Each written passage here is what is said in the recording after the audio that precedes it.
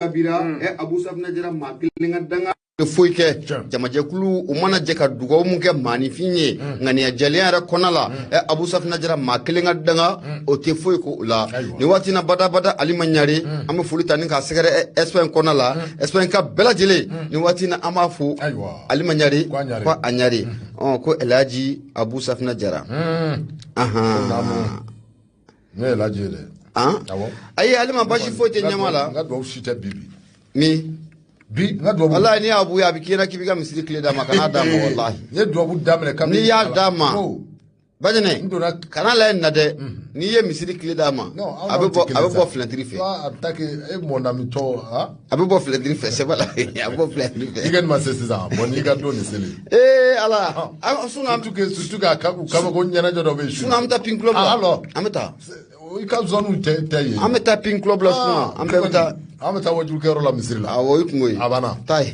anta fonti kele awoy ka tay tam mon ami amta ni masar mun nunu ane gausu nunu bon ma gausu to fo mais tout bon fait awoni amba kunchi misiri la shula la la so amta yugwaro la Abu la Sentinelle. La Sentinelle le bembolo do mebona aye. Sebaningala toko de BSI Jara. BSI Jara. Abu Safna jira ako ni ye chatiri boye. Ibena ka foko mu no ko fora atesianti ato okofowa. Anyima bare temunye segu ko Malki Jaw. Abu Safna jira abina foko mu Malki Jaw anaka jira de kulu to. Sigata la loi munno okume talike kanyeshi munye Cour suprême. Hiri mamunumbo Cour suprême konala. Kanyeshi oluka eretrati oshi akema asigata la no ya soro syndicat jakulu munno olube kumala magistrat tokola samu ani silima Abu Safna jira abeninga na wachini mbo oluko ni murti fari ka boloda kanyeshi ni loi munna bena talike kamunye sanduru ko shuma Abu Safna jira ko faramu Cour suprême mauka Abu Safna jira ko loi ibena ka foko akonin ko atemana sienti nyakrode sigata la sienti Abu Safna jira ko kunu alamsa duwa fe sigata la kuye munye ni loi ya ala teme Abu Safna jira nyugu abe nyaga ka shebakoro lawli sebaningala ko ako munye sandika jakulum no olube kumala munye kiribon tokola no de besamu ani silima abo kufo ni akli bala ukakle durubara munu kunya aboloda ukunya ira ka fo ko munye okle durubara le la inu maka soro fenyi sigata la bara bla bada ko beno oko ko sigi shinga nga Abu Safna jira adoni ngama ibena ka fo ko munye Conseil national de la transition CNT oli obulika joni chasiri ko bla senga uni samune silima be se ka nywanye tukomuna Abu Safna jira mu nywanye nkofe mu samune silima ko ni jigisigi kuma o foru nyana o kum ko na lebe na ka foku ka kleduru bara blai o bane nkofe u yaira ka foku be na bara ko ni ko damine Abu Safna jira kuno anana bali fe jumani la ibe na ka foku ni luwa mu ni samune silima nya se bokoro ko kuno alamsa duwa fe sente ma ko ni u yeluwa ko ni aka teme ina fo letri abeteme posula tukomuna sebaningala ko ako mu ni luwa sente ra kono la kunu ni dona akono ma keme ani ma muga ani kononton Abu Safna jira olu bela jele ayira ka fo ko ni luwa mu fleni Abu Safna jira olu tika fla bela jele ka korota o fana mana boy ma kononton olu koni olu ma yekeneka ma ta ani fla Abu Safna jira olu ayira ka fo ni luwa mu fleni ko luta ala bi ko olu ta ala sini Abu Safna jira na manya ka fo ko ma keme ani ma muga ani kononton olu koni ayira ka fo ko ni luwa mu na talen fleni ko olu bala bi o bala sini sigata la ko luwa yi abese be koroteme Abu Safna jira olu kum kono la muye sebaningala ye ayayida ka fo ko muye sandika jakulu munno olube kuma kiri bon tokola no be mansira tokola ko fo no be samu ane siliman ko fo Abu Safna jira abina fo wati temunu no ye bomon kalamani ka do muye samu ane siliman ko ni mawda kono sebaningala ko ako anga segango doni ibena ye ka fo wati muna munye samu ane silima ye kle durubara ka abarabla ka aboloda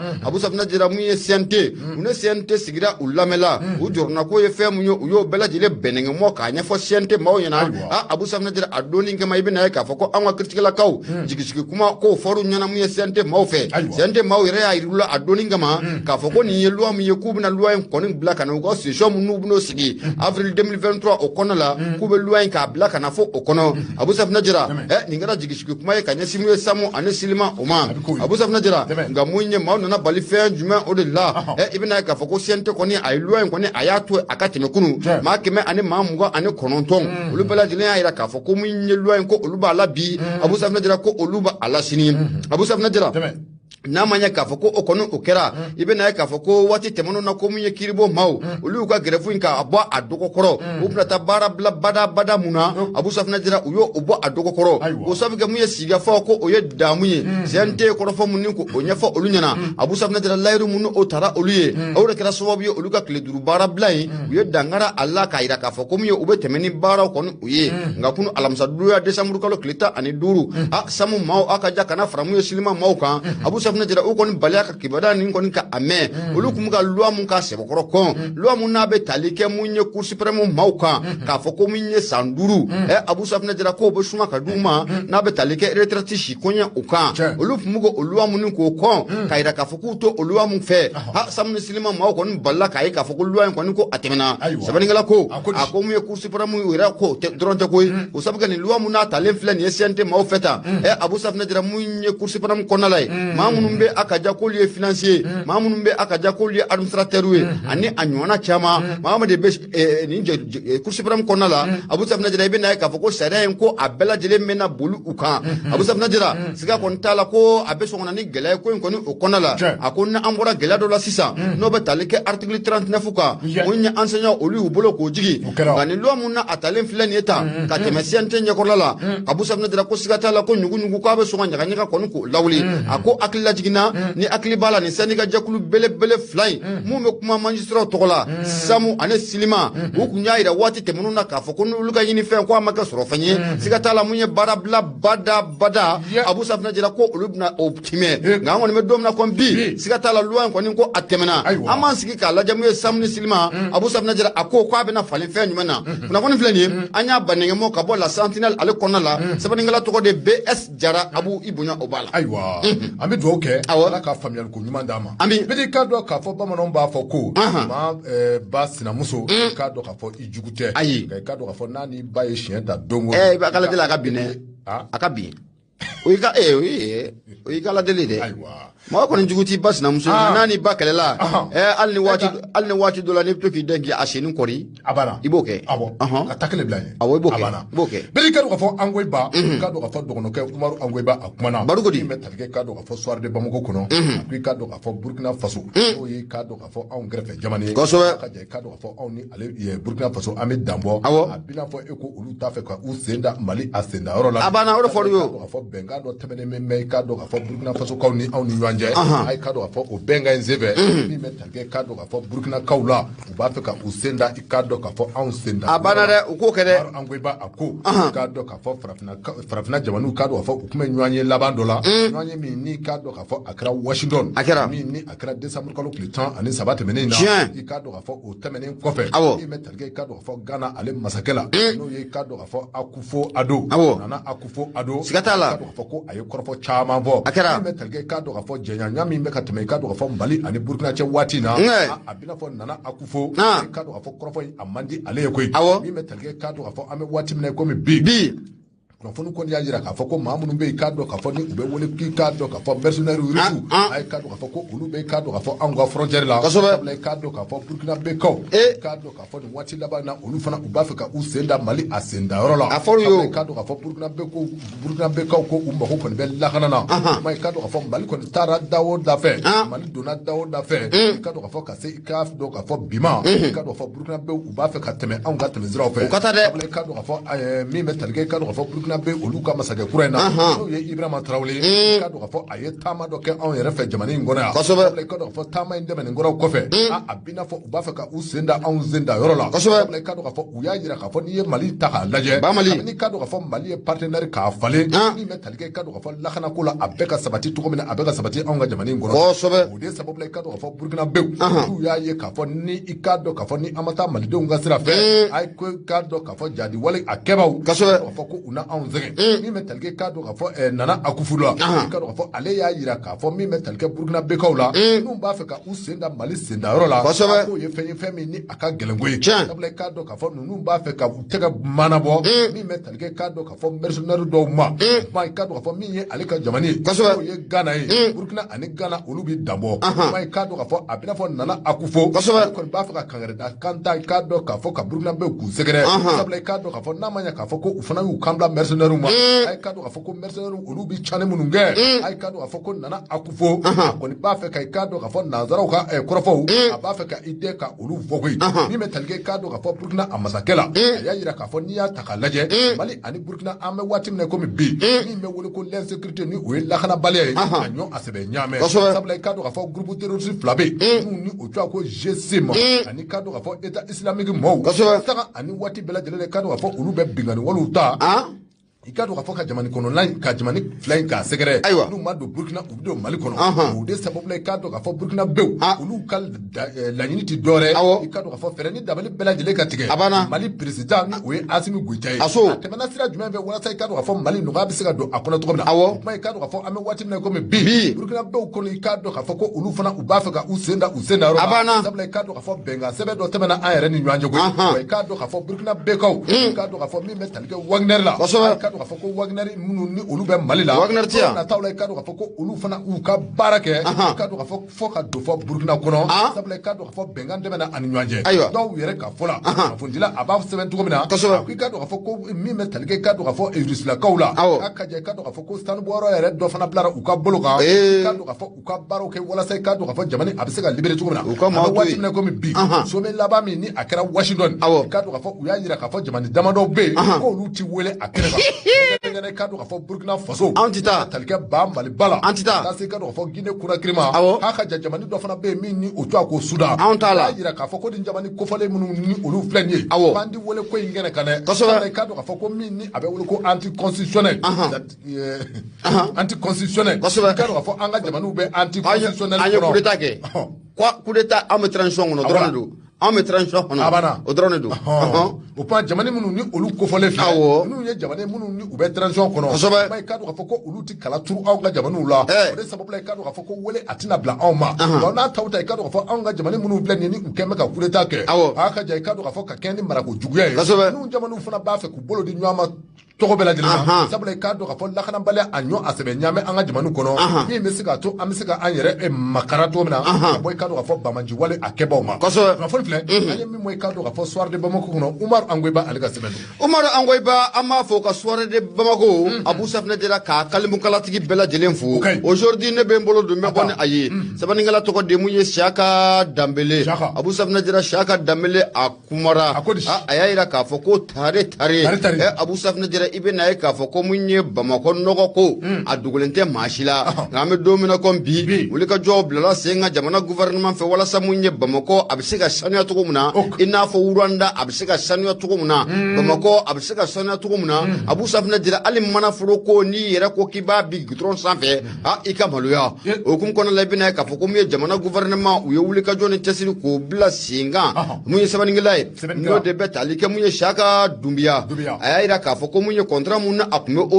ozone Mali bolo contrat in ko a binina ozone Mali la Abu Safinɛ Jara an bɛ don min na comme bi Bamakɔ k'a saniya ka goudron kannaw bɛɛ lajɛlen k'a furan k'a jɛ siga t'a la ko a bɛna sigi a tigi kɔrɔ ma n'o de bɛ tali kɛ mun ye voire du district ale ma kosɛbɛ sɛbɛnnikɛla ko a ko i bɛna ye k'a fɔ ministère d'État n'o ko fɔra a tɛ mun ye colonel Ablaye Mayiga a ta ale kofɔ wa Abu Safinɛ Jara ani ka na fara mun ye ministère administration territoriale et décentralisation porte-parole du gouvernement n'o de bɛ tali kɛ hali bi nin colonel Ablaye Mayiga kelen na Abu Safinɛ Jara ani ka taa fara mun ye mairie baarakɛlaw kan a ka ja ministre mun bɛ n'ale bɛ environnement kunna n'o de bɛ Modibo Kɔnɛ kofɔ ani ministre mun na ale bɛ sirako ɲɛnabɔli o kama n'o de bɛ tali kɛ madame Danbele Madina Sissogo mun ye gouverneur du district de Bamako ani Kulikoro gouverneur Abu Safinɛ Jara ninnu bɛɛ lajɛlen ɲɔgɔn na sɔrɔ barosigi belebele dɔ kɔni o la barolasigi mun ni a kɛra mun ye décembre kalo tile 14 tɛmɛnen wa kɛnɛ in kun a kun ɲɛ minɛlen don mun ye colonel Ablaye Mayiga ale fɛ sɛbɛnnikɛla ko a ko mun ye kuma in daminɛ i bɛna ye k'a fɔ ko mun ye an ka belebele n'o bɛ colonel Ablaye Mayiga kofɔ a y'a jira k'a fɔ ko n'i y'a ye k'a fɔ ko wele bilala aw ma bi gouverneur Kulikoro gouverneur Bamakɔ gouverneur mun ye mairie baarakɛlaw Abu Safinɛ Jara ani a ministre cogoya minnu kɔni bi yan n'i y'a ye k'a fɔ k'u ye nin barolasigi k'a boloda bi siga t'a la ko mun ye jamana faama n'o bɛ tali kɛ colonel Asimi Goyita la a ka hakilinata dɔ de don hakilinata in dun tɛ dɔwɛrɛ walasa mun ye jamana in yɛrɛ a bɛ se ka sanuya cogo min na wa mun ye Bamakɔ a bɛ se ka jɛya cogo min na mun ye nɔgɔ mun n'a bɛ Bamakɔ kɔnɔna la Abu Safinɛ Jara o bɛ se ka kɛlɛ cogo min na k'o ye jamana faama hakilinata o ye o de hukumu kɔnɔna la hali bi colonel Abdoulaye Maïga Abou Safina Jara ayira k'a fɔ k'i bɛ na ye k'a fɔ ko min ye contrat mun na a kun bɛ Ozone Mali a bolo Ozone Mali mun ye an ka belebele ye colonel Abdoulaye Maïga a ko Ozone Mali ne maire du district de Bamako Abou Safina Jara k'u kun kɛlen bɛ ka baara mun k'o sigi sen kan k'olu nana ye k'a fɔ ko min ye baara in ko ɲɛta foyi u ta a kɔnɔ Abou Safina Jara ko a dibila ko de ka ca kosɛbɛ Mali maire du district ani Ozone Mali ni ɲɔgɔn cɛ ko a ko in dibila ko a ka ca kosɛbɛ o de kun kɔnɔ la u m'a bila dagiri da la koyi u ko contrat mun na a bɛ Ozone Mali bolo Abou Safina Jara ko dangakari contrat in na o de kun kɔnɔ la i bɛ na ye k'a fɔ ko gouvernement n'a ma ɲɛ k'a fɔ k'u bɛna dangari Ozone Mali ale ka contrat la u ko k'u bɛna wuli ka jɔ ni cɛsiri k'o bila sen kan fɛn mun ye malidenw ka laɲini ye an yɛrɛ ka souveraineté o bɛ se ka labato cogo min na an ka jamana kɔnɔden minnu bɛ yan n'u bɛ se ka ciya minnu k'o kɛ o ciyaw ka ta ka d'olu ma jango an ka taa di maa wɛrɛ ma o de kun kɔnɔ la u y'a jira k'a fɔ ko min ye voie du district mun o kun bɛ anw bolo Mali kɔnɔ la yan siga t'a la k'u bɛna wuli ka jɔ ni cɛsiri k'o bila sen kan Abou Safina Jara ko voie du district de Bamako a kun dafirila koyi wa min ye jamana gouvernement ye k'u bɛna a lawuli mun ye baaraw k'u ka daminɛ Sabaringila ko a ko i bɛ na ye k'a fɔ ko min ye jamana ka gouvernement ka kuma lasela n'o de bɛ tali kɛ colonel Abdoulaye Maïga kɔrɔfɔ kɔnɔna la hali bi a y'a jira k'a fɔ k'u ye wulikajɔ caman kɔni k'o kɛ fɛn mun bɛ yen n'an k'a ma ko amnistie Abou Safina Jara ko o kɛra sababu ye k'u ye camion caman san camion mun na a valeur de bɛ ti jɔ $7,000 ani $80,000 ɲɔgɔnna la camion u y'olu san k'olu bɛɛ lajɛlen bila voirie kan maaw ka bolo kan an bɛ don min na komi bi walasa baara in bɛ se ka daminɛ a y'a jira k'a fɔ ko o musaka ninnu bɛɛ lajɛlen Abou Safina Jara ko a bɛɛ lajɛlen bɔra amnistie de la amnistie n'i y'ale jateminɛ k'a lajɛ ale ye musaka mun ni a bɛ sɛlɛ walasa mun ye an ka caniveau bɛ se ka sanuya cogo min na wa ɲɛ bɛ nin fɔ in na n bɛ fɛn kelen f'i ye bi nin fɔ amnistie n'i donna mairie kɔnɔna la ka nin sɛgɛsɛgɛ bi walayi fali bɛ sange kɔrɔ fɔ amnistie Bamakɔ mairie bɛɛ don a bɛɛ kɔnɔ i k'a sɛgɛsɛgɛ jamana bɛ nin fɔ amnistie bila ka na mairie kɔnɔna la ko a ye caniveau bɔ Abu ni donna kɔnɔ bi ka sɛgɛsɛgɛ ɲɛ ti sɔrɔ a la ɲɛ kelen a ti sɔrɔ a la wallahi o nin fɔ in bɛna de a bɛna ayo mairie te ko a tina yo a bɛ bila de ko a ye caniveau labɔ c'est ça a bɛna hali kɔfɛ dugu la a bɛna voilà hali caniveau ko tɛ mairie min kɔnɔ a bɛna école so ko okumu kɔnɔ voilà mais a wari bɛ taa min école bɛ se ka entretien cogo min na a wari bɛ taa min a bɛ taa yɔrɔ min na ala kana ala ka Mali kisi Abou Safina Jara mun ye colonel Abdoulaye Maïga a y'a jira k'a fɔ ko kibaruya duman mun fana bɛ yen an ka ministre mun bɛ yen n'o de bɛ an ka wakane kunna n'o de bɛ musaka ko o kɔfɛ i bɛna ye k'a fɔ ko ale ni banque mondiale y'u bolonɔ bila sɛbɛnna jamana ye an bɛna juru dɔ ta banque mondiale bolo juru mun n'a bɛ tali kɛ $200 ani $80 ɲɔgɔnna dollar wari u la Abou Safina Jara laɲini tɛ dɔwɛrɛ ye kɛrɛnkɛrɛnnenya yɔrɔ mun bɛ yen ni ɲamanton belebele ɲamanw bɛ taa to yen n'o de bɛ Numubugu kɔfɛ Abou Safina Jara Numubugu siga t'a la ko o baara ko olu bɛna sigi sen kan o sababu ka jamana gouvernement y'a ye k'a fɔ ko waati tɛmɛnenw na i bɛ na ye k'a fɔ ko $7 de bɔra k'a fɔ ko mun ye nin yɔrɔ kɔfɛlen n'o de bɛ ɲamanton belebele mun n'a bɛ Numubugu kɔnɔna la Bamakɔ ɲaman bɛɛ lajɛlen bɛ fara ɲɔgɔn kan ka taa bɔn yɔrɔ min n'an k'a ma ko Numubugu a yira k'a fɔ ko waati tɛmɛnenw na ko $7 Abou Safina Jara ko de ko in taara o ko in dafɛ nka mun ye jamana gouvernement u y'a yira k'a fɔ o $7 mun o taara k'a fɔ ko mun ye yɔrɔ in kɔfɛlen filɛ n'a bɛ Numubugu kɔfɛ ko bɛ bila sen kan olu y'a ye Abou Safina Jara olu ye mun mɛn ani olu ye mun ye a yira k'a fɔ ko min ye $7 ye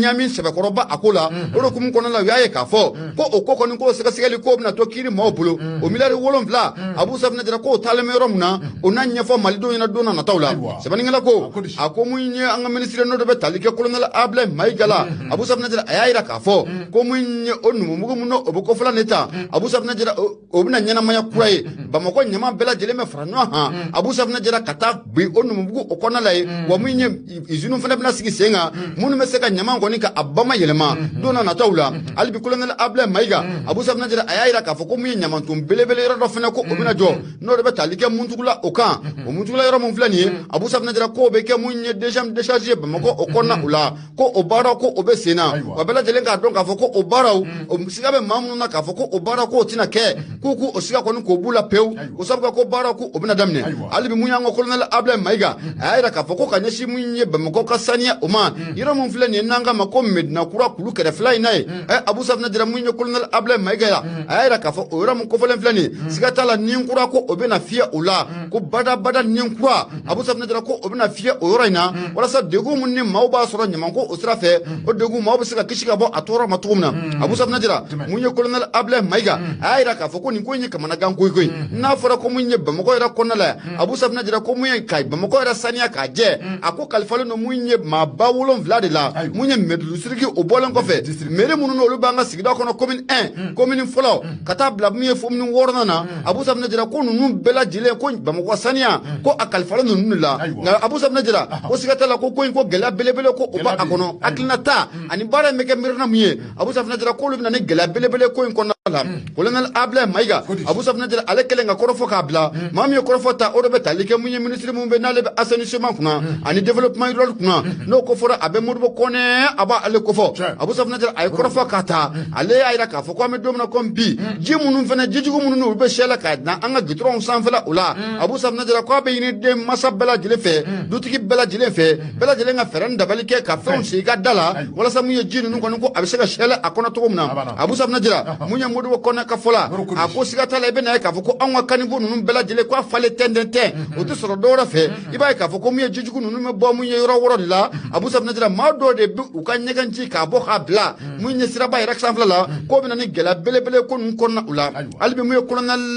Ablaye Maiga ani ka ta fara munye ministre mun be no be development rural na modibo kone Abu Safna dira kenen ngoni nga yaira ka fo ko wuli ka joni chesiri ko obina blase nga fantana ni bela jile fe ka adama don ku sensibiliser ka mali don ku sensibiliser Abu Safna dira yelema be se kana fawon fani la wala sa munye bamako koni ko abise ka senatum na ko bina temano obara uye Abu Safna dira ka kuma koni ka kunje ibena ka fo ko munye ni desaji finale munaf na ke munye no mbugu okonala election de kulukoro otewa Abu Safna dira ko sigata la ko aninga ta fara munye medna kwa o nyamantumba yoro mumbe ko sigata la ko bara koni ko abina bulai wa nga signa ka fo ko mi tenana tai Abu Safna dira ko bara ko fara ko abina karbala bara ubina damne ni ala tenana tai rankana na won flani anya soma ka bo aujourd'hui ale konala sabani ngala to ko de Shaka Dumia Abu Ibunya Obala Shaka Dumia ka do ka fo amba fu bete ka do ka fo ne ben bolodu agoshi bon se ben mini o to ko nouvelle horizon ngodidi ba compter ale ka seben nord akui ka do ka fo mi metal ga ministre allemand ka do ka fo de la défense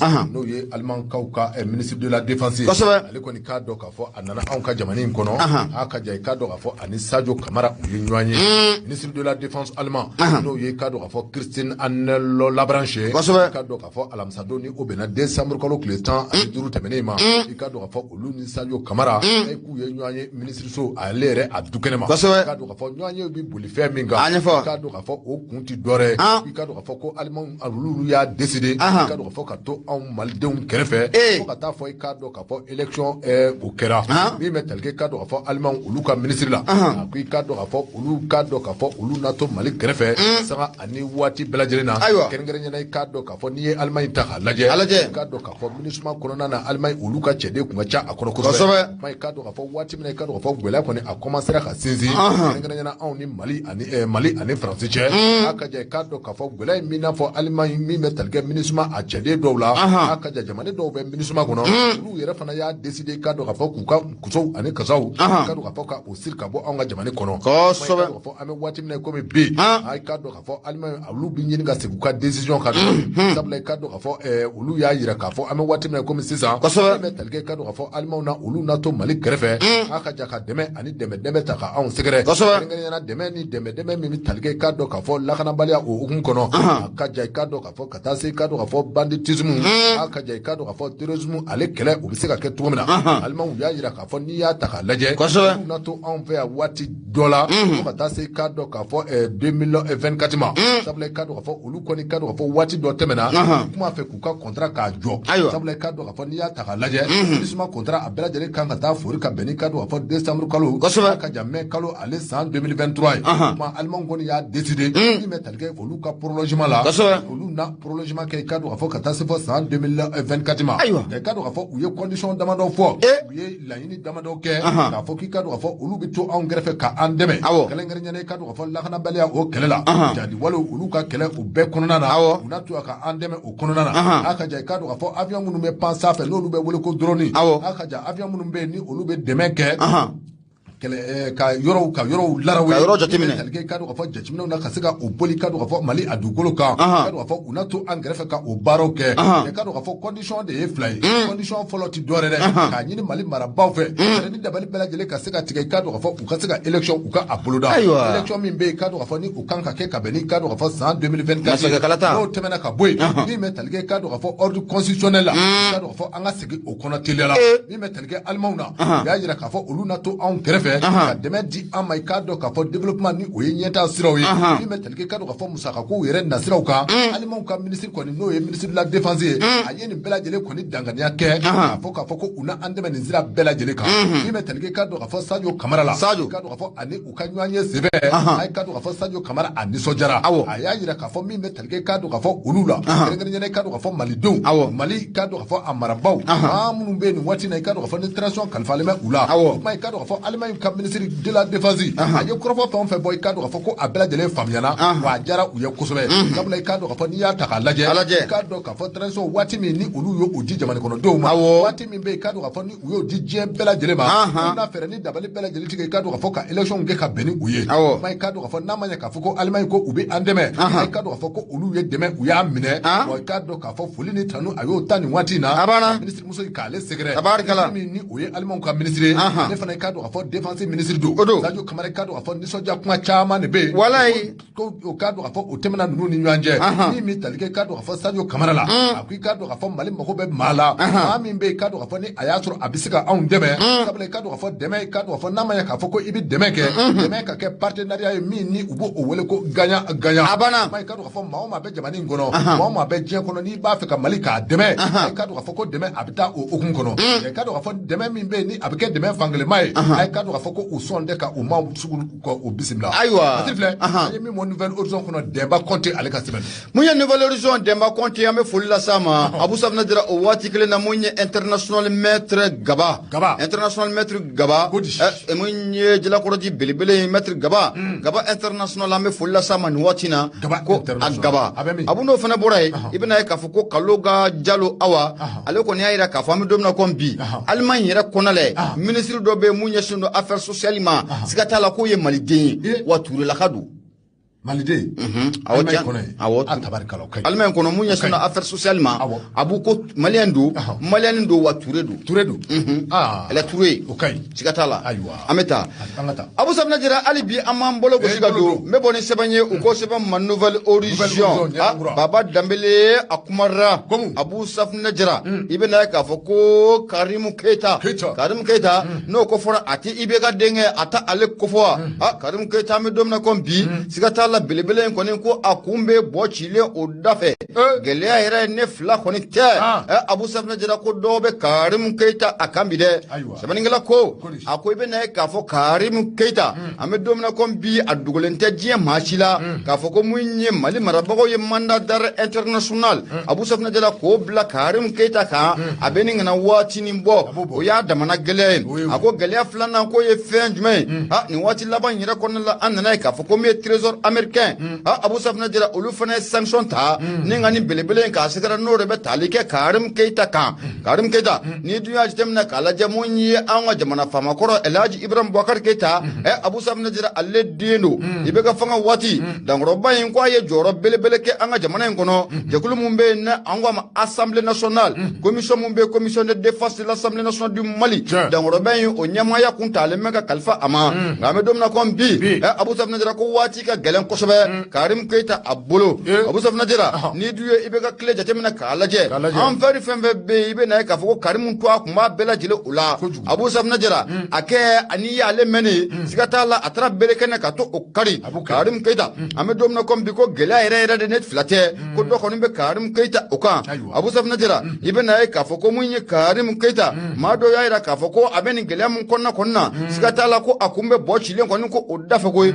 Abu Safinɛ Jara n ye gɛlɛya gɛlɛya fila mun ko sɛbɛkɔrɔ sɛli ye i bɛna ye k'a fɔ ko mun ye Mali marabagaw n'o b'an ka gouvernement kɔfɔ kɛrɛnkɛrɛnnenya ka tɛmɛ anw ka kiiribon fɛ olu ye mandat d'arrêt international k'a bila Karim Keita nɔfɛ Abu Safinɛ Jara a bɛnni kana waatinin kɔni bɔ o ma sɔrɔ dɔwɛrɛ fɛ ko mun ye foroba nafolo mun ye anw ka armée ka équipement ko o musaka ko Karim ko a sen b'o la kosɛbɛ a yira k'a fɔ ko mun ye mangement Abu Safinɛ Jara ko a y'o sɛbɛkɔrɔ k'a la o kun kumana la olu ye mandat d'arrêt international k'o bila Karim Keita o nɔfɛ Abu Safinɛ Jara o fana bɔlen kɔfɛ ka bɔ yen ni gɛlɛya mun filɛ ne o filɛ k'a sɔrɔ ne ta Abu Safinɛ Jara mun ye trésor américain olu filɛ ka sanction mun ta ni ka Karim Keita k'a sɛgɛrɛ ko a na bɔ nin gɛlɛya in fila o kɔnɔ wa sɛbɛnnikɛla ko a ko Karim bɛna bɔ nin gɛlɛya in fila kɔnɔ la ka tɛmɛ n'a ka politique baara ye wa a ye ɲininkali to min ka a sigi sɛbɛnnikɛla ko a ko an kɔni bɛ taabolo min na n'a fɔ ko bi Abu Safinɛ Jara a dogolen tɛ maa si la k'a fɔ ni affaire fila mun n'a filɛ Karim nɔfɛ nin tan Abu Safinɛ Jara affaire fila a ka girin fɔ k'a fɔ ko a ka girin wa siga tɛ fɛn mun na politique yɛrɛ sira kan ko a bɛna gɛlɛya belebele don Karim ka ɲɛta o kɔnɔna o la sɛbɛnnikɛla ko a ko hali n'o y'a sɔrɔ mun ye arabadon n'o bɛnna décembre kalo tile 14 ma i bɛna ye k'a fɔ ko Karim Keita a bɔra k'a yɛrɛ lajɛya mun ye lamɛrikɛnw ta in na a bɔra k'a yɛrɛ lajɛya k'a yira k'a fɔ ko ale jɛlen don i n'a fɔ nɔnɔ kɛnɛ Abu Safinɛ Jara ko Karim Keita a y'a laɲini k'a fɔ ko ale fana ka lamɛn sɛbɛnnikɛla ko a ko Karim bɛna lamɛn nin ko in na wa a tɛna lamɛn nin ko in na wa Abu Safinɛ Jara ɲininkali tomi a sigira a ko min ye waati kɔni o bɛ tiɲɛ kɔni ko o bange siga kɔni t'a la ni affaire mun na a filɛ Karim bolo ne tan ni affaire mun n'a bɛ Karim kɔ tan Abu Safinɛ Jara ko nin ye affaire fila ye affaire fila mun na a bɛ kiri bunna kun o de kɛnɛ kan wa k'a fɔ ko Karim bɛna se k'i yɛrɛ bɔ ni affaire fila kɔnɔna la wa Abu Safinɛ Jara ko a baara ko a bɛ gɛlɛya kosɛbɛ a baara ko a laban bɛ kɛ makan gɔyɔko ye nafolo filɛ nin ye an y'a sama ka bɔ nouvelle horizon ale kɔnɔna la sɛbɛnnikɛla de ye Baba Danbele Abu Safinɛ Jara i bonya o b'a la Baba Danbele an b'a fo an ka taa sugu kɔnɔ wa an ka taa sugu la kana Safinɛ Jara siga t'a la mun ye dɔnkilidala ye an bɛ foli ta ni ka a sɛgɛrɛ k'a fɔ a ɲɛna ko ani ce kanu na ko foli ko a sɛbɛkɔrɔ jara Abu Safinɛ Jara ko ala ka jidi Nura FM do 94 tomi murumuru duru an bɛ laseli kɛ nin waati na ka bɔ Jalakɔrɔji koɲumani wɛrɛda la wele sira 76 33 43 03 sata la Abu Safinɛ Jara sirajan ma hali bi an b'a dabɔ la priorité ne bɛ n bolo don n bɛ bɔ ni a ye la priorité maa mun kumalen don a kɔnɔ o de ye fasirikɛla jɛkulu o kumara Abu Safinɛ Jara a bɛɛ na ta n k'i mango bolodonko ni waati min kɛ nka siga t'a la min kɛyɔrɔ Abu o yira i bɛna ye k'a fɔ ko association belebele mun n'a b'an ka jamana kɔnɔ don min na ko bi n'an k'a ma association Amo Mali ne bɛ n faso fɛ e dun Abu Safinɛ Jara o association belebele mun na a b'an ka jamana kɔnɔ don min na ko bi siga t'a la u ka wulikajɔ sira u b'a kan hali bi koyi wulikajɔ mun n'a bɛ tali kɛ Mali yɛrɛ ka ɲɛta la o sirajan taama i bɛna ye k'a fɔ ko association Amo Mali Abu Safinɛ Jara u ka hakilina tɛ dɔwɛrɛ Mali ka ɲɛta o ka sabati n'o o baaraw ma kɛ abada sunabolu ye dali kɔni ko o t'u ye o de kun kɔnɔ la ka ɲɛsin hali bi u ka wulikajɔ ma i bɛna ye k'a fɔ ko association Amo Mali na a ɲɛmaaba ye mun ye madamu Awa Kɔnta Abu Safinɛ Jara i bɛna ye k'a fɔ ko a n'a ka nin dagabana délégation in kɔni ko u wulila Abu Safinɛ Jara u y'u kunda mun ye kuluba kan wa u selen kuluba i bɛna ye k'a fɔ maa mun bɛ bi an bɛ don min na komi bi kuluba yɛrɛ kɔnɔ la ye jamana faama colonel Ashim Koyita a kɛlen bɛ ka danaya da cɛba mun kan a kɛlen bɛ ka danaya da cɛ kumaba mun kan maa mun bɛ n'a ka faso ko a dogolen tɛ maa si la n'o de bɛ tali kɛ Agibu Danbele la jamana faama o kɛlen bɛ ka Agibu Danbele kɛ k'a k'a ka conseiller spécial ye a k'a k'a ka ladilikɛla ye k'a kɛ a baroɲɔgɔn ye Abu Safinɛ Jara Agibu Danbele maa mun mana Agibu Danbele k'a sɔrɔ k'a k'i ladiliba ye Abu Safinɛ Jara a ka ca Ala fɛ mun ye fili kɔni i don man di o kɔnɔ o de kun kɔnɔ la k'i bɛna ye k'a fɔ ko mun ye nin association Amo Mali ne bɛ n faso fɛ e dun e siga t'a la a ɲɛmaaba k'u ne ni cɛ kɔfɔlen n'o de bɛ Agibu Danbele kofɔ conseil spécial du président de la transition chef de l'état Abu Safinɛ Jara u ye ɲɔgɔn ye Abu Safinɛ Jara mun ye kɔnɔ minnu n'u suguyaw ye kelen ye siga t'a la olu de bɛ pan ɲɔgɔn fɛ o de kun kɔnɔ la k'i bɛna ye k'a fɔ ko mun ye association Amo Mali u ne Agibu Danbele ka ɲɔgɔn ye kɔnɔ la ɲɔgɔn ye in tɛ dɔwɛrɛ ye Abu Safinɛ Jara hakilina tɛ dɔwɛrɛ ye mun ye jamana o bɛ se ka yiriwa cogo min na ɲɛta o bɛ se ka na mun ye an ka jamana o kɔnɔ la cogo min na i n'a fɔ o ye jamana faama fama yɛrɛ colonel Hashim Koyita ale ka hakilinata o y'o ye Abu Safinɛ Jara i bɛna ye k'a fɔ ko ninnu ka barolasigi kɔnɔna la kuma kɛra kosɛbɛ mun ye jamana in ka ɲɛta o kan kuma kɛra kosɛbɛ jamana ka yiriwa o kan i n'a fɔ o ye association Ama Mali ka hakilina ye cogo min na o fana ye mun ye jamana faama ka hakilinata ye a ka ja kana fara a ka conseil n'o bɛ Agibu Danbele kofɔ o ye ninnu bɛɛ lajɛlen ka hakilinata ye Abu Safinɛ Jara kɛnɛ in kan i bɛna ye k'a fɔ association Ama Mali o kɔni y'u ka babu k'a bɔ ka bi u ye wulikajɔ ni cɛsiri mun ni k'o kɛ association in sigili sen kan fo kana bila bi la u ye wulikajɔ mun ni k'o kɛ Abu Safinɛ Jara u y'o nugumɛ k'o di mun ye Agibu Danbele ma Abu Safinɛ Jara ani wulikajɔ kura mun n'o o b'u bolo don nataw la u bɛna mun kɔni k'a sɛbɛkɔrɔ sɛlɛ jamana yɛrɛ kɔnɔna la u y'o bugunatigɛ k'o di Agibu Danbele ma Abu Safinɛ Jara ani fɛnɛ u taara ladilikan ka to o ɲini Agibu Danbele fɛ walasa mun ye baara in kɔni a bɛ se ka ɲɛ olu bolo cogo min na o sababu kɛ mun ye maakɔrɔ ale de bɛ fɛn fin kɔni o jeninen o dɔn Abu Safinɛ Jara i bɛna ye k'a fɔ ko mun ye Agibu Danbele nin ko in yɛrɛ kɛra nisɔndiya belebele a yɛrɛ fanfɛla o la o de kun kɔnɔna la Agibu Danbele a ye kɔrɔfɔ k'a ta Abu Safinɛ Jara a ko ni ko ne ma nisɔndiyatɔ k'o ka tasuma k'a faga siga t'a la n'a nuji ma faga a daji o b'a faga Agibu Danbele a y'a yira k'a fɔ an bɛ don min na ko bi nin ko in kɔni ko a diyara ale kosɛbɛ kosɛbɛ o b'a yira k'a fɔ ko ninnu hakilinata mun o b'olu la hakilinata mun a bɛ association Ama Mali la ani ka taa fara mun ye jamana faama kan Abu Safinɛ Jara siga t'a la ko nin hakilinata in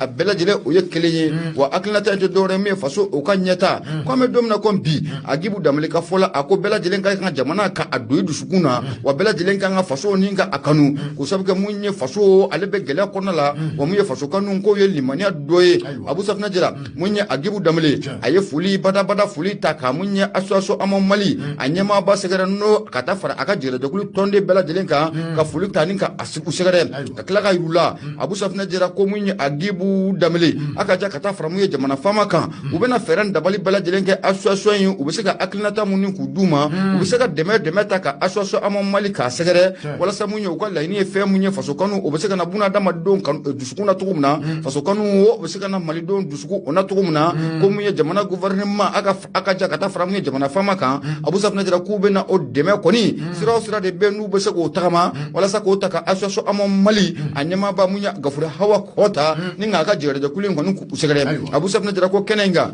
i bɛna ye k'a fɔ association Ama Mali u ka fɛn mun bɛ n'an b'a fɔ a ma ko symbole Abu Safinɛ Jara n'o b'u ka tamasiyɛn o kofɔ siga t'a la u y'o dɔ kɔni k'o di nin waati na mun ye Agibu Danbele ale ma conseil spécial du président de la transition nafoni filɛ nin ye Abu Safinɛ Jara an y'a banɛngɛmɔ ka bɔ mun ye la priorité ale kɔnɔna la sɛbɛnnikɛla tɔgɔ de fatirikɛla jɛkulu don Abu Safinɛ Jara i bonya o b'a la bɛɛ kɛra k'a fɔ fatirikɛla jɛkulu an bɛ u fo kosɛbɛ ne bɛ n bolo don n bɛ bɔ ni sɛbɛn min ye o tɔgɔ ko soir de Bamako kosɛbɛ Umaru Angoyiba a kumana Baruko di ko min bɛ talikɛ k'a dɔn k'a fɔ état islamique ale ɲɛmaa la n'o ye k'a dɔn k'a fɔ Abu al-Bara al-Ziara kosɛbɛ k'a dɔn k'a fɔ ko ale kɔni a ye communiqué dɔ tɛmɛ min b'a yira k'a fɔ ko u ni état islamique mɔɔw ani groupe de soutien à l'islam et aux musulmans k'a dɔn k'a fɔ ko u ye kari ɲɔgɔnna min kɛ n'o o kɛra décembre kalo tile 7 kosɛbɛ san 2022 na min ni a kɛra jamana a kɔrɔnyanfan fɛ k'a dɔn k'a fɔ gɛlɛya belebele o donna nin ko in nɔ a kɛra min bɛ talikɛ k'a dɔn k'a fɔ état islamique mɔɔw la olu y'a u jira u ka communiqué in fɛ kosɛbɛ k'a dɔn k'a fɔ ko u karila ɲɔgɔnna min ni a kɛra Minaka Minaka k'a dɔn k'a fɔ dugu min ni u bɛ wele ko Tanjila k'a dɔn k'a fɔ o ye dugu fitinin dɔ ye min ni a baaraw kɛlɛw a kɛra o yɔrɔw la ne sɛbɛ k'a dɔn k'a fɔ état islamique mɔɔw olu ko k'a dɔn k'a fɔ ko u ye maa 100 baɲango u y'o f'a ye k'a dɔn k'a fɔ min bɛ talikɛ k'a dɔn k'a fɔ Jessim mɔɔw la e fali kɛ talikɛ k'a dɔn k'a fɔ maa 100 baɲango u y'o fa k'a dɔn k'a fɔ ani ka se fɛn min bɛ talikɛ maa 100 la u y'o fa min bɛ talikɛ maa 6 baɲango la u y'a olu minɛ u tɛgɛ la maa 10 baɲango bɛ yen k'a dɔn k'a fɔ ko olu sɛbɛn joginna ayiwa k'a dɔn k'a fɔ min bɛ talikɛ yanni o don cɛ Jessim fana olu y'a yira k'a fɔ kunnafoni dɔ la k'a dɔn k'a fɔ ko maa 28 ko olu y'o fa k'a dɔn k'a fɔ état islamique mɔɔw la min kɔni don k'a dɔn k'a fɔ ninnu ka kɛlɛ in senfɛ k'a dɔn k'a fɔ min bɛ talikɛ armée malienne na k'a dɔn k'a fɔ bɛɛ lajɛlen bɛ a kalama k'a fɔ olu ka montée en puissance an bɛ waati min na komi sisan tɛ ko ye min ni a dogolen bɛ abada k'a dɔn k'a fɔ nin kɛlɛkɛ jɛkulu 2 min filɛ nin ye k'a dɔn k'a fɔ état islamique mɔɔw o k'a se Jessim ma o min bɛ talikɛ k'a dɔn k'a fɔ armée malienne na k'a dɔn k'a fɔ o y'a sɔrɔ olu bɛ yili yaala la min bɛ talikɛ k'a dɔn k'a fɔ bamaji wale kɛbaa fɛn o fɛn bɛ yen ni u bɛ k'a dɔn k'a fɔ bamajiya walew la an ka jamana a kɔnɔna na k'a dɔn k'a fɔ armée kɔni bɛɛ na ni k'a dɔn k'a fɔ u ye min bɛ talikɛ frappe aérienne la n'o ye k'a dɔn k'a fɔ gwɛlɛ k'a jigin k'a dɔn k'a fɔ kɛlɛkɛla 2 bɛɛ lajɛlen kan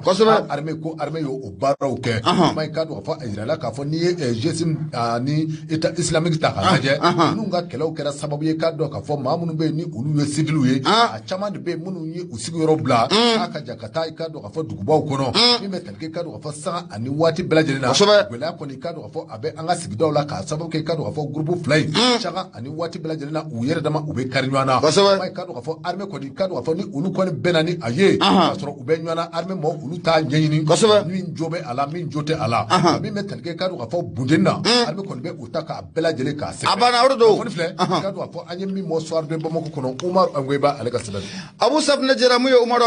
Angoiba ye an bɛ foli ta ni k'a sɛgɛrɛ le pays ne bɛ n bolo don n bɛ bɔ ni a ye hali bi nin ye fasuli kɛlɛjɛkulu nin ye olu ka sɛbɛnni ye Abu Safinɛ Jara a ko an ka taa sokurusi kɛnɛ an ka taa yen kɔnɔ la o tɛ champ hippique o to o kofɔ wa Abu Safinɛ Jara mun ye Sila transit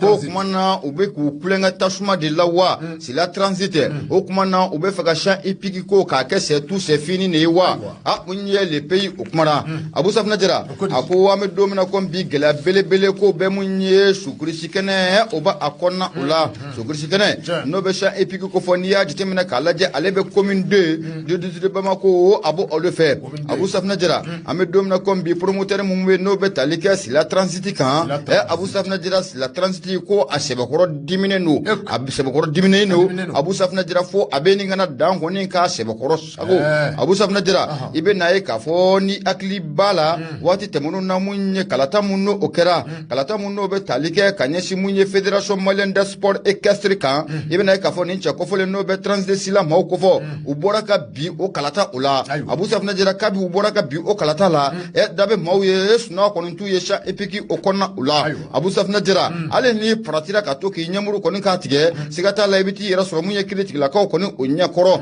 Abu Safinɛ Jara i bɛ na ye k'a fɔ maa mun de bɛ n'o de bɛ Mahamadu Baba Sila kɔfɔ Mahamadu Baba Sila ale tɛ dɔwɛrɛ ye ale y'an ka jagokɛlaba in denkɛ n'o de bɛ Ba Sila kɔfɔ Ba Sila denkɛ kɔni ko o ye ale ye Abu Safinɛ Jara kabi a kɔni a cira mun ye fédération o sigili o la i bɛ na ye k'a fɔ ko a tɛ fɛ k'i bolo k'a jigin cogo si la a bɛ fɛ k'a ko in bɛɛ lajɛlen k'a ɲami k'i yɛrɛ kɔni k'o sɔrɔ Abu Safinɛ Jara o de kumu kɔnɔ la k'i bɛ na ye k'a fɔ ko min ye Sila transit a bɛ bolo min kɔni kan bi an bɛ don min na ko bi mun ye sokurusi kɛnɛ la Abu Safinɛ Jara a kɛlen bɛ ka maaw k'u sɛbɛkɔrɔ jɔrɔ a kɛlen bɛ ka maaw k'u sɛbɛkɔrɔ siran Abu Safinɛ Jara convocation i bɛ na ye k'a fɔ ko hali mun yɛrɛ ni sokurusi ko yɛrɛ tɛ fankelen fɛ mun yɛrɛ ni gestion ko yɛrɛ tɛ fankelen fɛ convocation kɔni de bɛ di maaw ma i laban bɛ t'i yɛrɛ sɔrɔ mun ye kiiri bunakun o kɛnɛ kan Abu Safinɛ Jara i bɛ na ye k'a fɔ ko mun ye a ka gestion mun o kɛra n'o de bɛ tali kɛ Basedu Sila denkɛ kan a ka mun ye fanga o kɔnɔna la i bɛ na ye k'a fɔ ko a ye gɛlɛya caman k'o don denbayaw ni ɲɔgɔn cɛla la sokurusi kɛnɛ yɛrɛ o kɔnɔ Abu Safinɛ Jara mun ye muso kelen den kelen cɛ kelen den kelen Abu Safinɛ Jara ko olu bɛ ɲɔgɔn wele mun ye kiiri bunakun o kɛnɛ kan nin bɛɛ lajɛlen kɛra mun ye belebele n'o bɛ Sila transit ko fɔ a ka mara o kɔnɔna o la Abu Safinɛ Jara n'a ma ɲɛ k'a fɔ ko a bɔra ka bin kalata de la a kɔni a tɛ fɛ ko in kɔni a tɔ si ka ɲɛ bilen o de kumu kɔnɔna la siraw fɛn fɛn bɛ yen Abu Safinɛ Jara hali sira minnu n'u de sariya kɔni tɛ taa ɲɔgɔn fɛ dankɔrɔba in ko a bɛ k'a bɛɛ lajɛlen k'a lataama Abu Safinɛ Jara a ko n'i ye ko in jateminɛ k'a lajɛ mun ye nin cɛ kɔfɔlen n'o de bɛ tali kɛ Mahamadu Baba Sila kan Basedu Sila denkɛ o ta ale wa Abu Safinɛ Jara ko a bɛ ka gɛlɛya ta ni ka maa caman kɔni k'o sɛgɛrɛ wa a bɛ ka mun ye sɛbɛnfuraw n'o bɛ sariya sɛbɛnw kɔni ko fɔ Abu Safinɛ Jara ko a bɛ k'o sɛbɛkɔrɔ sɔsɔ wa a b'a sɔsɔ a bɛ tila k'a fɔ ko a y'a sɔsɔ wa ko foyi tɛ bɔ a la a yɛrɛ b'a dɔn k'a y'a sɔsɔ wa ko foyi kɔni ko o tɛ bɔ a la Abu Safinɛ Jara o misali jɔnjɔn ye fɛn jumɛn i bɛ na ye k'a fɔ maa mun bɛ n'o de ye Lamini Jalo Abu Safinɛ Jara a y'ale gɛn ka bɔ mun ye Segu liki o kɔnɔna la k'a sɔrɔ mun ye ani sariya o ma kɛ ɲɔgɔn fɛ wa ani sariya yɛrɛ kɔni ko o tɛ fankelen yɛrɛ kɔni o fɛ Abu Safinɛ Jara o ma bɔ koyi i bɛ na ye k'a fɔ ko min n'i y'a mɛn k'a fɔ ko n bɔra janfa kalama Abu Safinɛ Jara a siri waati i bɔra o de kalama o de kumu kɔnɔna la k'i bɛ na ye k'a fɔ ko nin cɛ kofɔlen n'o bɛ tali kɛ Lamini Jalo la Abu Safinɛ Jara k'u y'ale ladi a ma ladilikan mɛn i bɛ na ye k'a fɔ ko min ye Basedu Sila n'a ka Basedu Sila denkɛ n'o de bɛ Mahamadu Baba Sila kofɔ Abu Safinɛ Jara u ta bɔra kɔrɔfɔ yɛrɛ dama la koyi k'a fɔ ko an b'a f'i ɲɛna bilen wa k'u ta tɛ bugɔli yɛrɛ wa Abu Safinɛ Jara ko o fana nana fara a kan Abu Safinɛ Jara an bɛ don min na ko bi ko nin ye gɛlɛya belebele champ hippique o kɔnɔna o la o de kumu kɔnɔna la